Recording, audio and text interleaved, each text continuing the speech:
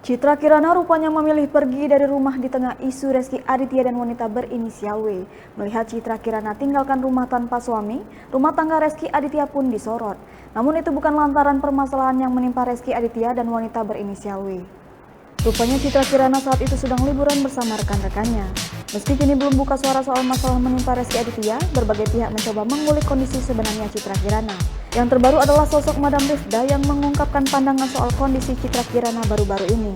Menurut pengakuan Madam Rifda, kini Citra Kirana tengah menutupi rasa kesedihannya. Bahkan ditambahkan Madam Rifda jika kini perasaan Citra Kirana tengah campur aduk menghadapi pengakuan W. Terlebih di sisi lain keluarga Citra Kirana juga kecewa dengan Rezky Aditya.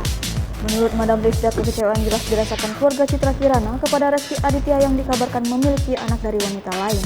Bahkan disebut jika Citra Kirana sudah tahu masalah anak ini sebelum menikah. Selain menerangi kondisi Citra Kirana, Madam Rifda juga mengungkap pandangannya mengenai masa depan rumah tangga Ciki dan Rezky. Menurut penerawangannya, rumah tangga pasangan yang menikah 2019 lalu itu akan tetap bertahan. Itu lantaran salah satu di antara Citra Kirana dan Rezky Aditya ada yang mengalah.